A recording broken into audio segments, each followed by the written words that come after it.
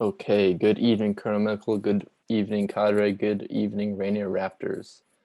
Myself, Cadet Howard, along with Cadet Smith and Cadet Munoz, are going to be giving you a brief on nutrition and self-care. Today, we're going to be going over macro and micronutrients, calories, recovery, hydration, hygienics, and the importance of understanding these topics.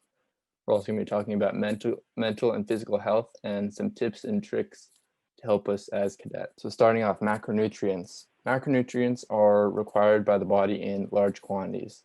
The categories that make up macronutrients are protein, carbohydrates, and fat. Why are macronutrients important? Macronutrients provide a way for us to understand and track our diet. A good starting ratio is to attain 25% of your daily caloric intake through protein, 55% through carbs, and 20% through fat.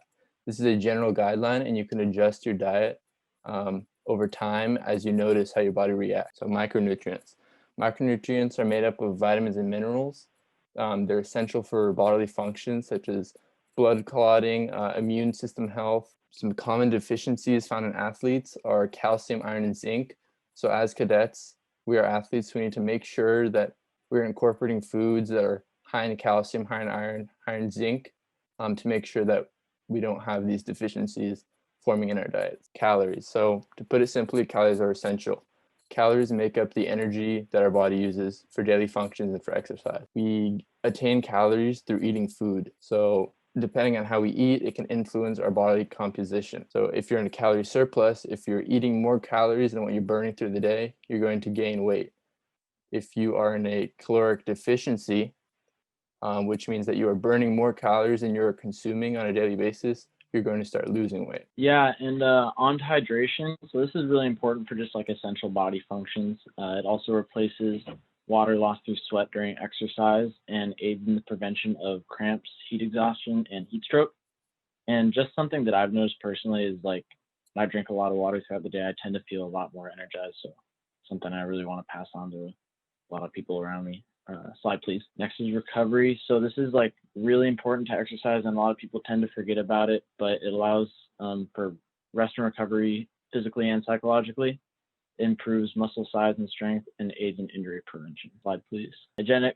This is obviously really important right now. Two main things are body and hand. We want to always be washing our hands using hand sanitizer, things like that, especially before PMT events.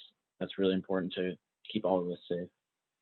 Slide, please. And hand washing. So this is just like a simple thing we can do to stay safe and keep others close to us safe as well. So again, just before PMT, before and after you eat, all that sort of thing, just kind of whenever you see fit, just, help keep others around you safe and nutritious. So our mental health plays a big role in our physical health as well.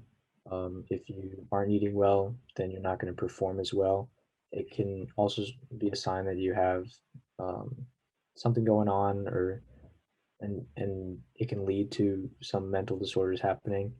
Um, your head, it works with your body. So if you are craving something, then you're obviously gonna want to need to eat that.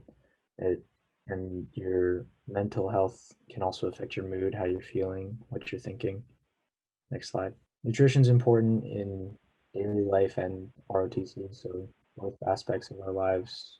It it can limit your performance and be a threat to you, and you have to eat properly if you want your body to perform properly. So building those habits and staying committed, it's an important thing that we have to learn to do. Next slide, please. So some tips and tricks that we can do. Our phones have a lot of tools. You can set reminders on your phone. You can find fitness apps and food apps that you might enjoy using that might help track things for you. You can, instead of buying food that might be bad for you, you can try and go to the grocery store and go for food that's more healthier option, or maybe some like workout equipment that you might be able to use. And obviously working with a group, other peers, people that help you keep accountable would help. Next slide. So in conclusion, we went over macronutrients, micronutrients, calories, recovery, hydration, hygienics, the importance of nutrition and physical health, mental and physical health, and some tips and tricks. Next slide, please. And so if you guys have any questions, you can always email us or email Ivory and Danika. They would love to have any questions because they love answering them. Okay, wonderful. So first person, if you want to go ahead and introduce yourself, and we'll just go down the line. Hi, my name's Ivory. I'm a recent grad student from the UW. I moved to Seattle to complete my master's in public health and registered dietitian training. So I just recently got licensed as a registered dietitian with the UW. I'm currently a personal trainer on the team, as well as our new program, which launched today. They're resident peer nutritionist, so working with clients one-on-one on nutrition goals and needs, and similarly to personal training, but at the nutrition capacity. So that's me. Awesome. Danica, if you'd like to go next. Hi, my name is Danika. I got my Bachelor of Science in Public Health. I then went on to, at the University of Washington. I then went on to get my license in massage therapy. And I have been a fitness instructor at UW for 6 years now, which is longer than most people stay at the UW to do fitness instructing. And now I am getting ready to go back to UW to pursue physical therapy. Awesome. Cadet McKetty. Alrighty, well, as the least qualified person here, my name is Cadet McKetty. My only qualifications for this is that I have the internet available. I've learned a lot about health and wellness due to the internet. I'm also close friends with a lot of personal trainers, people with similar qualifications, dietitians, things like that, people with degrees who know their stuff, like some of the people in the Zoom call. I've learned a lot from them, kind of just being a pupil of theirs. Additionally, when it comes to combining health and wellness kind of with sports injuries, I like to get injured a lot. It's one of my pastimes. I'm constantly in PT, massage therapy, all of those things, still undergoing some of it. So I have a lot of insight to bring there for those injury prone out there to kind of mesh those worlds. But apart from that, I'm excited to learn and excited to contribute where I can. Fantastic. And Major Vigo. All right, good evening. I'm Major Vigo.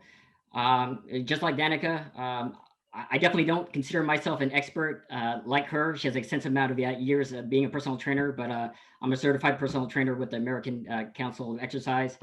The reason why I'm doing that is because I found throughout my career that there was a multitude of airmen that failed PT tests.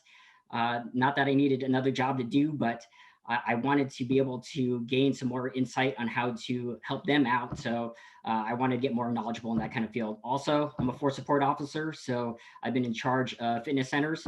So it's kind of in my wheelhouse to learn about that. But for the most part, I consider myself kind of a diet, exercise. That's one of my hobbies, and I consider myself kind of a student of the game. So I always like learning and from everybody's experiences, what they have to share. And certainly, Cadet McKetty, you mentioned looking up things online, but from my experience, a lot of the times, all my certification does is just to verify that stuff that's already out there. So certainly, just how you do things for your research papers, you can probably figure out what's truth and what's not. Fantastic. Thank you so much. And with that, we came up with a number of questions here that we think could benefit cadets in terms of fitness, nutrition, and just overall health. So the first question is, given right now we find ourselves in an interesting time, schools moved online, some people's jobs are online now, we find ourselves sitting behind a computer screen for the majority of our day. With that, our lives have become a lot more sedentary. So I'm wondering, what things can we do? What changes can we make in our diet to go ahead and account for those changes in our daily lifestyle? My question, because it's nutrition related, but I do think there is a lot to be said about kind of your overall activity, structuring your day. I do think we have a unique opportunity of being at home more and people exploring, cooking a lot more. Clearly, you don't have to start making your own like sourdough bread to become master of whatever. But yeah, you're right. Like in terms of just having that easy access to food, I think people get worried about like over snacking or overeating and things like that. So, I mean, what you're eating, especially when in a time when you're spending a lot of time at home, is going to be like, what are you stocking in your fridge and your pantry to begin with? So I think that's the first kind of place to think of. But even beyond that, I do think there is something to be said about structuring our day. Just because we're spending our time at home now doesn't mean we stop having real meals. It doesn't mean we stop having interactions at those meals. It's harder to have like great dinners with friends and family, but you know, it's the age of internet. Like schedule a Zoom, cook with someone, and then share that meal together. Like bring back those things you would to kind of have that normalcy, that rhythm, so you're not just kind of like eating throughout the day, or like not even enjoying food anymore, or like losing kind of those pieces of like the daily rhythms that food what used to play in our lives, if that makes sense. And with that, like cooking will take more time, but you have more time on your hands now. So like that's also a great time to like pick up a new skill that will end up serving you well later down the line. Like we were saying, these are building life skills that will carry you through. Feel free to jump in, anyone else. I would actually love to jump in. As I love that you mentioned making sure that we maintain that kind of normalcy around eating. It's super important to also keep keep that conversation going with your body of like, am I hungry? Yeah. Or you know what I'm saying? Like having that continuous feedback between your body and your brain, and really honing in on those signals, because they're so helpful, especially if you're going to be if you're changing physical activity levels.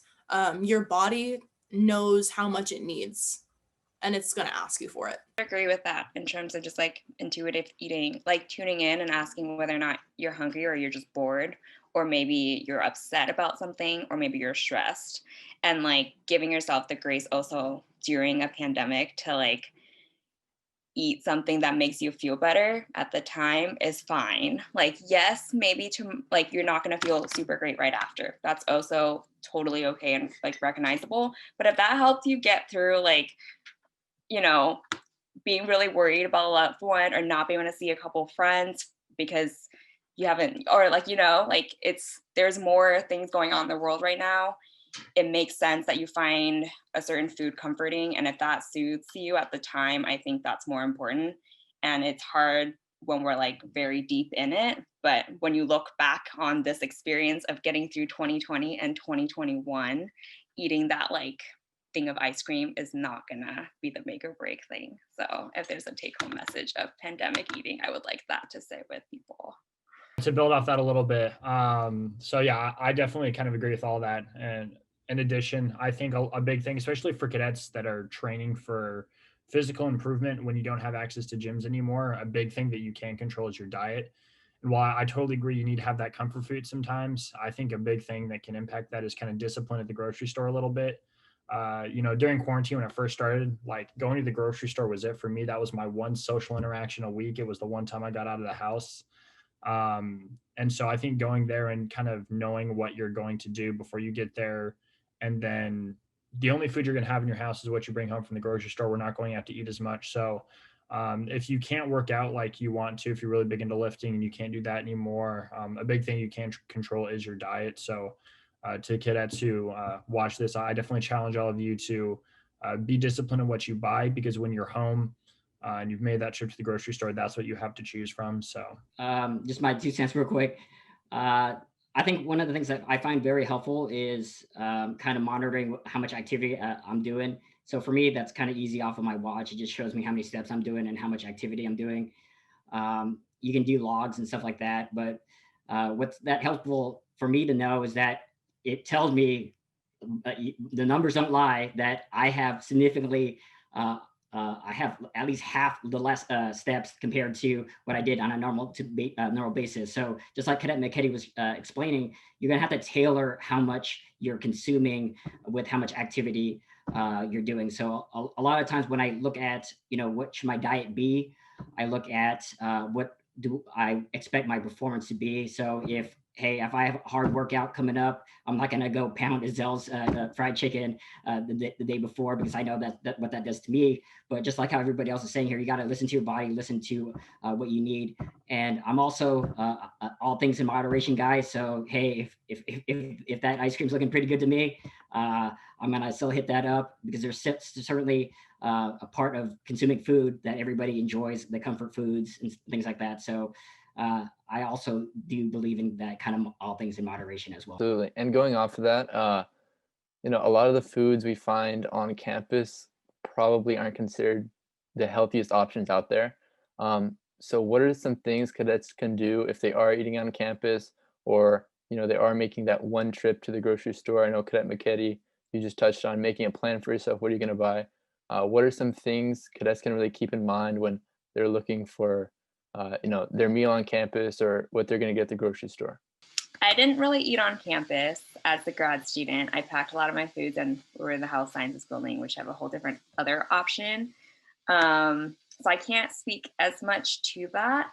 But I think in general, if you're kind of going into a store with a plan, you're probably thinking, what meals do I want to eat? So I would kind of start there, because if you go into a store and you're just like, well, carrots sound good, chicken sounds good, like if you don't actually know what you're going to do with it, your plan isn't really a plan.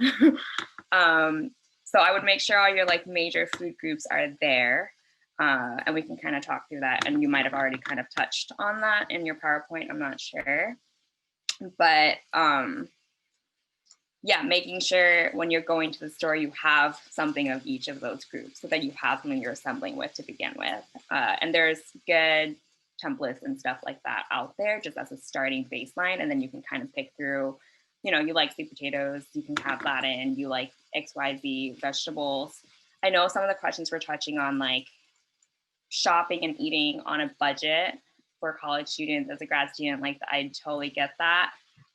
There's a lot of lean protein options. Beans are your friends, nuts and seeds, peanut butter, super cheap, filling, calorically dense, but great healthy fats. My thing was like buying really cheap produce from the farmer's market. They're at the U District. So if you're around campus, the first Saturday of every month, it just passed, but UW students get $2 free just by having their UW ID. They have like great produce that are like their seconds pile. So like a ginormous apple with maybe a bruise on the end. Like I buy that whole stack and it's great. Like you have your fruit on your go, and it's $1 per pound for organic apples. But they have that for like, different things in season. So produce is always known as expensive, but I would shop in those kind of places to kind of get those deals. Especially because I didn't really have a car. But if you have like a big Costco trip, make the most out of it with like whoever you're carpooling in your household. But frozen stuff is great too, especially for less in season stuff that are your staples. And if you're kind of crunch on time, broccoli florets frozen, it's fine. It's still just as nutritious. They're flash frozen when they're peak in nutritional value. So they're sometimes actually more nutritionally beneficial for you than a vegetable that's not in season. Fruits as well, same drill there. If you're like, I love berries, can't afford the like $5 for a tiny thing, go get that big Costco bag or whatever at Trader Joe's. So that's kind of my 2 cents on shopping on a budget, if that covers things and people can fill in. When I was at my busiest, which was like 12-hour days, 5 days a week, I would look at the breaks that I had in my day and be like, okay, I got a break here. I can shove something in my mouth. I have a break here. I can shove something in my mouth. Great. Awesome. And I would kind of plan out, okay, also I have to teach a 7 a.m. class, cycling class this day. And then again, I have a HIIT class to teach later in the afternoon. Okay, so that's 2. Anyways, I would look at my activity for the day, and then I would look at the breaks in that day, and I would say, okay, my protein, my carbohydrate, my fat, here's where I'm going to have it, and here's where I'm going to have it. And then I would go to the grocery store, and it's as simple as making a list, go to the grocery store, buy the things on Sunday night, prep the things, and then during the week when you're just scrambling about, it's already there and you don't have to think about it. Just to take that to the extreme, so you can be like me and you can eat the same thing every day, every week, and I've been doing that now for like 8 months. It's not easy. I do get cheat meals and all that, but basically it makes my trips to the grocery store very easy. I'm in and out of there very quick. It's very cheap because I eat clean meat, I eat vegetables. That's about it. Nuts, grains, healthy grains. I weigh all my food. I measure all my food. Also makes trips to the grocery store very easy. And I make sure I hit all my macro and micronutrients, all that stuff. But basically for me, it is kind of the extreme with that. But it can be kind of taken to all levels as long as you plan ahead of time. Kind of like what Danica was saying, you're going to be fine. Going into that store with a plan is kind of essential. I take that to the extreme. But for people who just kind of want to get through their day and make sure they're eating, more or less healthy, kind of meeting their needs, just making sure that you're planning, I think is really important for cadets out there. It's a great question. It's something to think about now and have an answer for before you guys go on active duty, because you're going to be just as busy doing those 12-hour days too. And not all the time, but sometimes, and you're going to have that plan and be able to prepare your meals in advance and all those things, because I think one of the easiest things to do is simply hit up fast food, not necessarily because it's cheaper, but because it's more convenient. But if you want to have a more kind of healthier lifestyle, you're going to have to kind of plan and prep your meals. For me, I'm with Cadet McKetty. When I was a lieutenant, I was just pounding peanut butter and jelly sandwiches and then certain other things that are easy for me to make that I was comfortable with doing. So certainly have some go-to things that you can replicate that's not very taxing on you in terms of preparation that you like, that you can consistently do. So have those things, but ultimately, what you want to do is just have a plan when you go to the grocery store, and ultimately have the variety so that you're hitting, make sure you have vegetables, make sure you have lean proteins, and all the things on your plate there. But definitely something to think about now rather than later when you're in charge of 200 people and the least amount of thing that needs to be on your mind is what should I have for lunch? Throw in something really quickly. I think it's great having kind of that structure that Cadet McKetty was saying. I think my only caveat to that is that if you're having the same meals every single day, like, yes, it's really easy, but you're probably hitting all of your macros because you have that all planned out. Your micronutrients is probably what's gonna, get cut short there, because you're not gonna be eating that range of different foods that your body is kind of like seeking. So you might be eating a ton of, say you're eating a lot of carrots, you're getting a ton of vitamin A, beta carotene, but you're probably short on something else, right? So I think that's like the nutritional pitch that I have for you for trying to branch out. And like, you can have that same base, that same template. And once you're used to cooking and those things, you can just literally just switch out the ingredients and you can cook everything else the same. PB&J doesn't have to change. Maybe it becomes PB banana next day, like whatever. But also beyond that, I think you just enjoy your meals a little bit more. Like Cadet McKetty was saying, it is a little bit hard, but I don't want it to be like a hard, like we need to figure out all the things at the start. If it works for you for that first week, even the first 2 weeks, that's great. And then you build skills, like you just keep building onto that and you build more of your set plans that are your go-tos. And it really just starts with brainstorming as well. Before you even go to the store, you're probably thinking like, what am I even going to buy? Like, what are my go-to snacks are quick and grab and go? Sit down and just brainstorm, like PB&J, great option. Like today I was on a run. I grabbed a thing of almond butter and a thing of bananas. Like I had to be at the IMA at a certain time to train clients, and that was my grab and go. Also, it's like what's available when you're at home, but that comes with the planning piece. But it starts with brainstorming and then creating that plan, practicing that plan for a couple of weeks and then building onto it. I just don't want it to be like, we have this plan, let's stick to it forever. And we're eating the same things for the next like months on end. Because like food shouldn't be that way. So I got a question here. It's a little bit different than just the nutrition topic. So obviously people's mental health and their like how they are mentally plays a role into like how they are physically as well. So how would you guys recommend preventing mental fatigue? Oh gosh, that is such a big question. I think that it's pretty hard right now. I can tell you that physical exercise and physical exercise by itself is so good for you mentally. Being literally outside, just step out of your door and be in the fresh air, that helps so much. Not only exercise by yourself, but exercise with people, even if it's virtual, still super valuable, like even more valuable than working out by yourself. Working out with people with music, even more valuable for mental health. Working out with people with music doing the same exercises at the same time, even higher mental health benefits.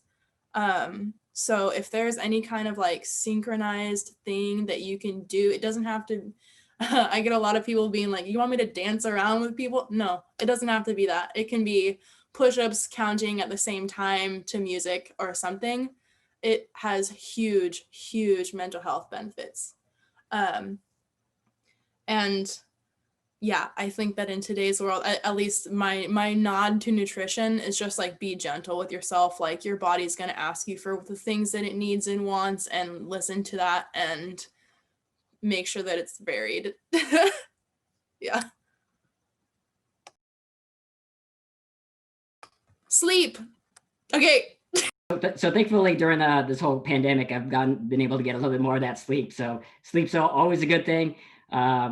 If you ever have an opportunity to sleep, choose that. That can be relaxing a lot of the times. But depending on whatever activities you have that you find enjoyable, do that, because physical activity does have tremendous health benefits and mental benefits, but it's not going to have those types of benefits if you don't find enjoyment out of it, if you're going to quit later, or you just don't want to put forth the effort. I know I don't like cycling, so I'm not going to go cycling, but somebody else might love that. And so definitely find something that you enjoy doing, that you're able to do on a kind of day-to-day basis, that gives you that a little bit of time every single day where you are happy of doing that activity. And not only that, but after you're done doing that, be proud of what you did, because don't compare yourself with, somebody could run this faster, somebody can cycle longer than I, but be happy of where you're at and have that kind of positive mindset, and you'll find things more enjoyable if you're happy about the things that you're doing and you have a positive mindset about doing it. Kind of tie that in with the training value as well. To kind of tie back into ROTC, what Major Vigo says, totally on point. You should, comparison's going to take away the joy of, especially with the mental health aspect.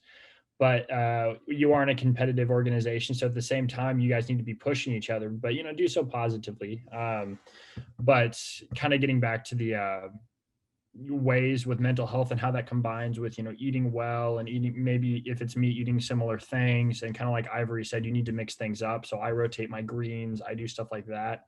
But it is difficult, so you need to figure out what motivates you to live a healthy lifestyle.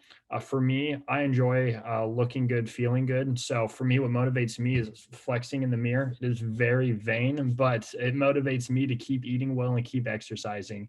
That is not going to work for everyone. For some people, they just want to be able to sleep well, or feel a certain way, or just not care what they eat sometimes. And so I think people really just need to find what works for you. If you're able to be disciplined with what you eat and have that correlate, that mind body connection, that's great. But, that's really where your focus should lie. We'll kind of balancing the competitiveness that ROTC brings, especially with the physical aspect, but at the same time, making sure your mental health is okay. I can wrap up this question. I really wanted to echo the community aspect, and I love that.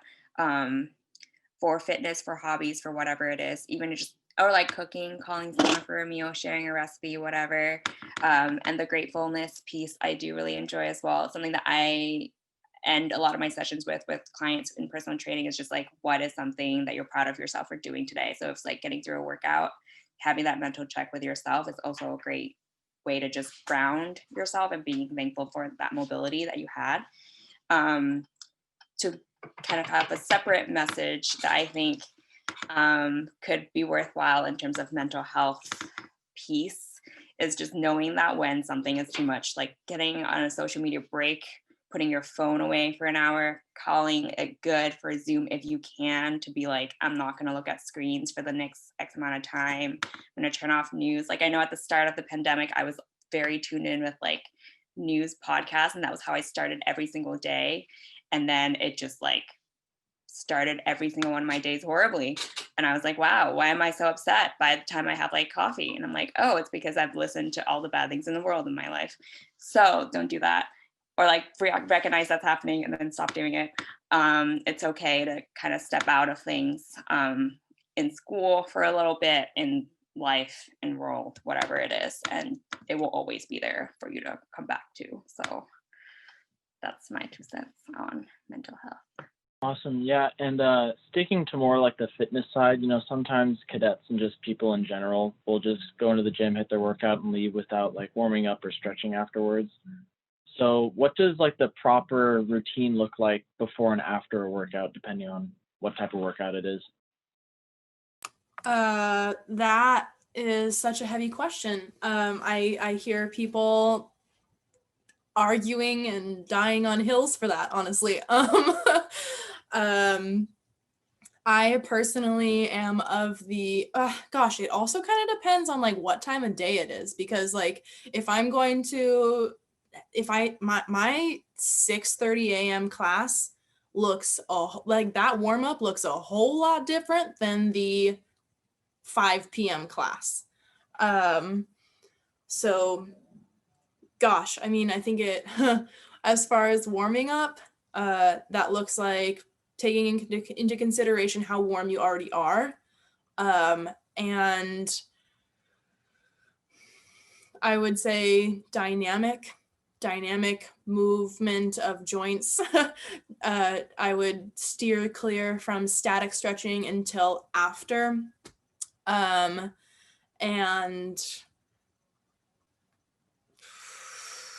progressive. I don't want you to go immediately into a sprint.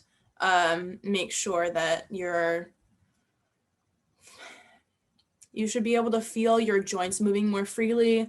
You should be able to feel the temperature of your body up, should be raised. And you should be able to feel your heart rate and your breath a little bit more. I know that's super vague, but I could go on about this for like an hour, depending on each workout or what you're trying to do. As far as cooling down, I will say that recovery is just as important as the actual workout itself. So that's going to have to look like, obviously, the nutrition side, right? So your hydration, your fuel, and then preferably pretty darn soon after you've finished. And as far as cool down, that looks like taking yourself, like doing some more gentle exercises, progressively more gentle exercises, into either, foam rolling or stretching, and I would also say to alternate or just like have a variety of cool down methods. One, so you don't get bored. Two, so that your body can get the most benefit from those things. Ivory, do you have anything to add there? Yeah, I was gonna say this is like a big question that could like vary like based on your workout. I think in general, yeah, I'd say all of those things for warming up. You're basically gearing your body to do whatever your workout is. So in general, how I warm clients up and myself would be like the same movement patterns, but at an easier pace. So first, if you're going to put weight on, if you're going for a heavy squat, you're going to be doing body weight squats and then progressively increasing that, right? So like same thing with any other movement patterns. You're going to go through kind of the range of motions, warming up those joints before going into that movement. And then same thing with the cool down. What muscle groups you just worked are probably going to be needing the most love, tender care. But also that's where that like listening to your body piece kind of comes back in. There's different things that you might have done or that would have hit you in different ways from earlier of the workout or like earlier in the week or that workout itself. So how someone cools down is going to look different person to person, even if they do the same exact workout. You might just be coming in with like maybe sitting for a longer time, your hip flexors are more tight, and you feel that more having done a workout that uses those muscle groups more, or like you might have even, like tired it out in a certain way. So that's kind of where that cool down piece, also listening to your body and then tailoring it to what you're feeling, is important. So that's more of a general guide. So I have kind of a couple questions to follow up. I think with warming up for running, it's pretty easy. I think it's kind of like jog a little bit, get the heart rate up, dynamic stretch, run, jog a little bit to cool down, kind of static stretching, and then protein, right? Fuel yourself. But for lifting, I've always struggled with warming up and cooling down. So now I've gotten, a good warm up routine. I, kind of ramp up with compound movements. If I'm like bench, I'll start a low weight, work my way up to whatever weight I'm working on for the day. And then before each movement after that, I'll then, let's say next is incline chest, I'll then do like 60%, about 2/3 of the weight to warm up on probably less repetitions. And I do that for each movement throughout the workout. But at the end of the workout, I'm like, all right, sweet, I'm done. Probably going to skip abs today. Time to go home. For lifting specifically, what do you guys think is a good way to cool down? Is just stretching okay? What do you guys think? I really think it depends on how high your heart rate is after, because like if I'm doing some like pretty heavy, not 1 rep maxes, but like close to it, my heart rate is like up there. So I think that if your heart rate is really high, that can look like either just doing body weight movement, like that same, what again, as Ivory said, like if you're doing a squat, do that but body weight. It could even look like taking a nice walk and then incorporating some dynamic stretching and then moving into static stretching. But again, especially after weightlifting, like those muscles are being shortened and shortened and shortened, and you want to say hello to them again, or like let them kind of breathe again, if that makes sense. Yeah, I was gonna say, I feel like usually with a cool down, I probably am just walking and like chilling for a bit first, because I'm just like, oh, I went like 100 or 80 to 90%, and I just needed to like get back in that mental space before even doing anything. So giving yourself that period to kind of cool back down is important, especially because I think I'm very prone to that same mentality of like, I did the things, I got places to be, like I'm out of there.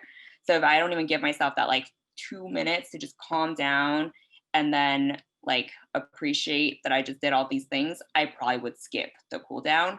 And I would say any cool down that you can like get in there would be better than nothing. So that means giving yourself 30 seconds to calm your heart rate down and like figure out what you are doing next, like take that time too. Since you guys are younger, you probably don't appreciate the cool down or the warm up as much as us older folks. But as you get older, you're gonna realize you're gonna need that.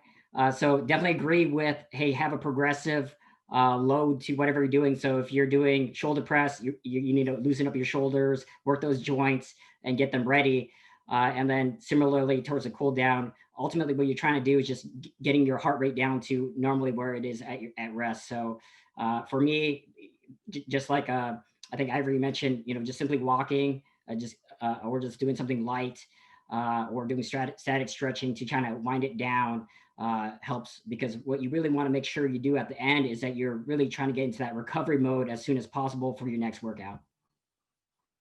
Going back to kind of the nutrition side of things, so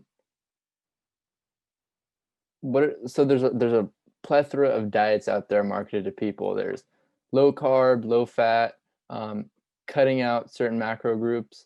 What are you guys' opinions on cutting out those macro groups, or do you suggest calculating your calories and making sure you get a generally similar percentage of all those macros? Would you guys recommend a low carb or low fat diet for athletes, or would you recommend more of a balanced diet? Can I go? I'm gonna let Ivory tell you the real, actual scientific answer. I'm gonna tell you the more controversial thing first, because yeah, your body is going to ask you for what it needs. Like, I really, really do not agree with cutting out entire macro groups. That's a really great way to either starve your brain of glucose or like have hormone dysfunctions if you're not having enough fat, and just like have really sad skin and body. So don't cut out macro nutrients. That's not a thing. Don't do it. It's not good for anybody. And as far as calories, trying to control calories, I really don't like the language of trying to control what you eat, and counting calories. That's a little bit ridiculous. Your body knows, it just does. And I think that we oftentimes buy into this diet culture of people trying to say, my body must be this way, and so I'm going to try to control every single thing that I put into my mouth. And then they end up actually suffering, like mental health suffers. Not only physical health, but mental health suffers. That's my controversial thing to say. I'll chip in before the real answer comes along as well. But my 2 cents with that is everything they taught you in like elementary school and any nutrition class you've ever taken, they weren't trying to lie to you about well-balanced meals and making sure you eat, green leafy vegetables and all those things. What you got to be mindful when it comes to all these diets that come out, because every single other year there seems to be this new faddish diet, is the reality of the business is that they're trying to make money. So they're going to try to sell you something like, hey, buy this book, hey, buy these recipes, hey, buy these pills or whatever.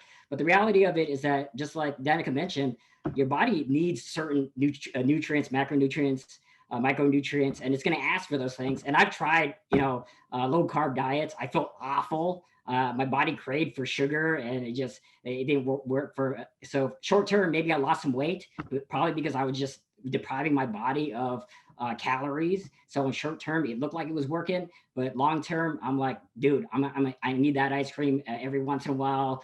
I need those carbs back in my life. Come back to me. We were friends once. Response before the real answer. To kind of agree and disagree with Danika. So definitely at me, because I count my calories, but I think it's how you do it. So like, I don't like the word diet, kind of like she said, because it implies kind of short-term fad. You're really trying to change your body or whatever short-term. But I think it's a lot more kind of about lifestyle choices. So I count my calories, but I didn't just pick like the arbitrary 2,000 calorie number that you see. I didn't just like go with that. As she says, I listened to my body. So I started at a certain number and I was like, wow, I feel real hungry. So I adjusted it accordingly. And now I'm at a point where I change my calorie count like about every month, because I'm aiming to do different things and because my body changes as I do different things to it, lift more, run more, whatever. So I do agree that at just like the face level, counting calories can be unhealthy for your mental health. But it is a tool that you can use if you do so effectively. But like people have kind of mentioned, within the Zoom call, you need to make sure that you're using these tools to kind of encourage growth physically, mentally, not to just kind of restrict what you can and cannot eat. So can I talk? First of all, I'm going to say that none of those things are controversial. In fact, if we literally go back to Nutrition 101, macronutrients are defined as essential nutrients that our body needs. They're macros because they provide energy source, unlike micronutrients, which are not a huge source of calories, but they're also essential for our body. So straight out answer, do not cut out any macronutrient group like fat, protein, carbohydrate, do not cut them out. Alcohol does also provide energy, but that is not essential. Therefore, you can cut that out. That is okay. But if you want to not cut that out, I'm not going to say no, but not the point. Literally your body, so your brain's main energy fuel touching back on what Danika was saying, is glucose. So that's where that like starvation of your brain comes through. Even on the keto diet, which is the most restrictive on carbs, they need like at least 60 grams of carbs. Like that's what your brain uses to run. So like your baseline, I think it was like 60 or something grams. Like you need some sort of sugar in your body. Same thing with fats. Like patients at the hospital, when they're on a tube feed, they have a level of essential fatty substance of like fats, because they need to meet their essential fats in order to not get EFAD, which is essential fatty fatty acid deficiency. Like this is down in the nitty gritty, because there are like these things, and I don't think I need to sell you guys in protein, because I feel like there's enough in the world that's like, you need all the proteins. But basically you need every single macronutrient, so don't cut anything out. That's soapbox A. Soapbox B isn't an answer to Danika's thing about counting calories. I think that got brought up. I think calorie counting, my view of it is very similar to Danika's, in the sense of like your body is going to ask for different things based on what it wants, but it's also like what it needs on each day changes by so many things, right? So like you give yourself that, like, say you've measured your activity level and you see that your average is 3,000. Let's just go with that number. Today, you were running around all day, you're running errands here, you were teaching something here for different classes, you worked out and did a great workout, you smashed it out in the park, you're already higher in like energy expenditure than your normal average day. Beyond that, maybe there's another day where you're feeling sluggish, or you like didn't sleep well enough, so you took a nap, as you should, or like, and you like, you know, there's other things in your life that you can't account for, and it's going to fluctuate day to day, much like everything else. Your calorie expenditure, your needs are going to vary based on those things. Like your day is not static every single day, and your like hormonal needs are not the same for women, you know, like that time of the month, that's going to change things up. Hormone profile, whatever, your cravings, whatever, your sleep, all this stuff. Men, same thing. There's like other stuff at play, right? So having that like ballpark number of like, these are my general needs, is helpful in terms of just knowing where you're at and what you should be meeting. But having that flexibility of like, I'm in this range, it's going to change day to day. I'm going to listen to my body in terms of like, I'm still hungry. I've met what my app had said. I'm at 3,000, but I feel hungrier right now. That's probably your body saying like, hey, you actually need more things right now. But also check in with yourself, right? Maybe it's like you're sitting around and you're bored and you're like, I haven't had any personal human contact, and I'm just like, I want something in my hands. I want to throw things in my mouth. That could be it. Or you're actually hungry, then you should honor that. And you should honor it in the right way, whether that's eating, whether that's going for a walk, whether, you know, whatever it is. So that's kind of in response to that. I know it's really tangential to the original question, but your needs are going to vary day to day. Fad diets, third soapbox, not into fad diets.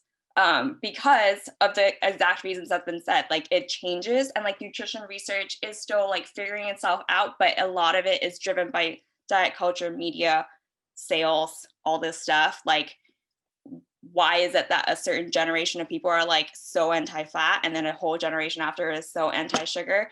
Because of those trends, and because of fad diets, and because of the media that like really fueled that. So find something that works for you, similar to working out. Find something that you enjoy doing. Find food that you enjoy eating, that you know how to eat, that's safe for you to like eat and prepare, culturally appropriate, that you can keep eating day to day. And that's the diet I would say to stick on. If you actually are looking at like health longevity research, there's groups of people that have very low fat diets in like Japan and Okinawa that live for a really long time. And then there's also like the Mediterranean people that live on really high fatty foods, drink wine, all this stuff, very drastically different diets, both like long living people, healthy people. So like there's no one size fit all, as with other things. There's no one perfect diet that everyone strives to achieve. It's a diet that you enjoy and can continue eating and that nourishes you.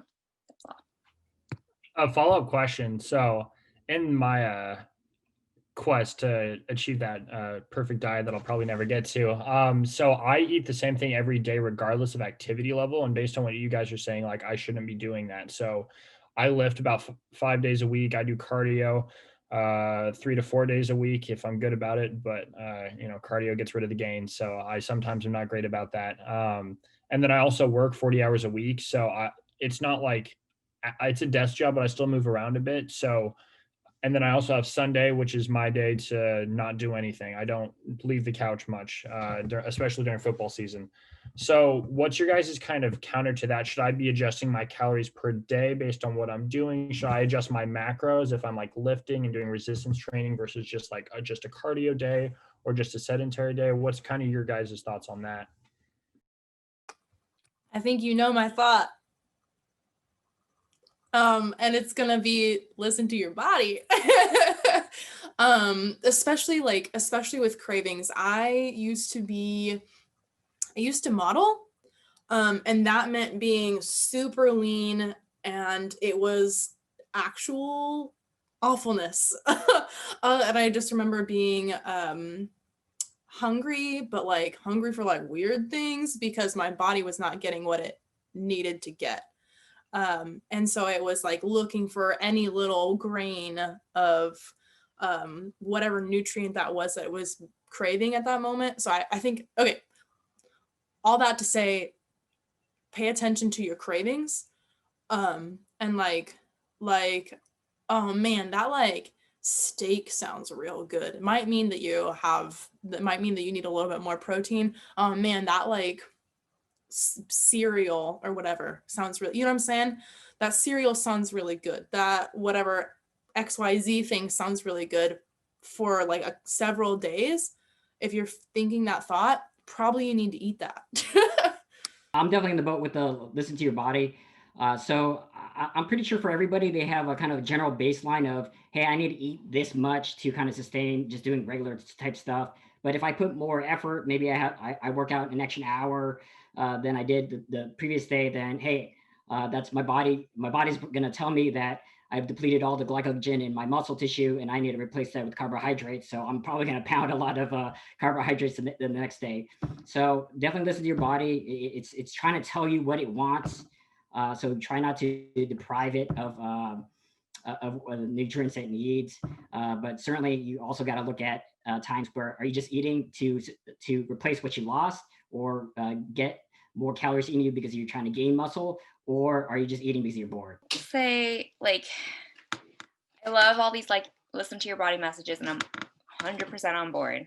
That's my like first and foremost. But I do think like I do want to recognize that it's very hard to listen to our bodies, especially during this time where there's a lot of other distraction and thoughts and things going on, and we're not trained to do that. Like we're not trained by our culture of eating and nutrition to listen to our body, right? There's always a fad diet out there. There's always someone telling you how to eat. There's always like the best guideline. Like, why are we having this panel? Because you guys think I'm more of an expert on what you should eat and your bodies than you are, which is not true. So like you're the expert on your body, like, and what your body needs and what you want to eat. No amount of like license credential is gonna help get you there. So there is that piece of like, it does take a while to just like listen to what you're, so like it's not going to be like, okay, I heard this panel, awesome, cereal sounds great right now, I'm gonna do that, I'm gonna meet all my needs, like there is kind of that learning curve, and like recognizing and like having that plan like Cadet McKetty has been doing is great. And I think like you're on a great path, but like especially with someone like you where its nutrition has been so regimented, giving that space for you to like check in with yourself, like after a hard training day, especially like, because you're eating to fuel your performance, right? Are you full? And like you've been eating the same thing, if anything, like you'd be the perfect subject to test this on, right? Like, do you feel better today, or do you feel like you need more right now? Because you eat the same thing every day and your training kind of like is the variable factor here. That's how you can be more in tune to it. So I would just encourage people, coming out from this panel, or like after listening to this recording, to kind of just give yourself that time and like processing time to like recognize the cues. Like, are you still hungry? Am I satiated from that meal? Am I full mentally and physically? Maybe you are physically full, but sometimes after a meal, you're like, I just want a little bit more. Like something was missing. Maybe it's like one bite of ice cream, and then you're like, cool, I'm good now. And that's perfectly fine. And you respected that. And it's more about that process of like recognizing that you wanted a little bit more and respecting it. Or maybe you're like eating a meal and you're like 3/4 in, but there's still stuff on your plate and you're like, I'm full. I haven't met like what I needed right now. You can put it away. It's okay. You can put it in the fridge. And then maybe you're hungry later, you get to eat it again. So like it's about that piece of it where like you have your plan, Cadet McKetty, and like anyone else listening to this, but it's like, I'm not going to stick to a plan just because I had that plan. I'm actually going to listen to what I need and like respect that. So having that process built in, and because you're at home more and hopefully have more time on your hands, and you can build in that time for it. But it's not going to just come like that, is what I'm trying to say. And it's hard to always kind of listen to your body. One thing I want to add on to that is it's a lot of just trial and error. If there was just this one magical diet plan that if everybody did that, they'd be Dwayne the Rock Johnson, then everybody would be doing that.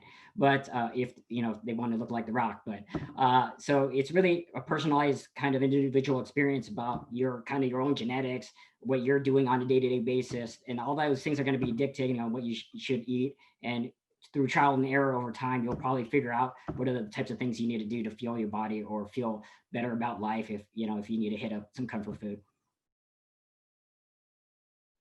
All right, and with that, I think it's a good time to wrap up our panel. So with that, Major Vigo, Cadet McKetty, Ivory, and Danika, thank you so much for taking some time out of your day.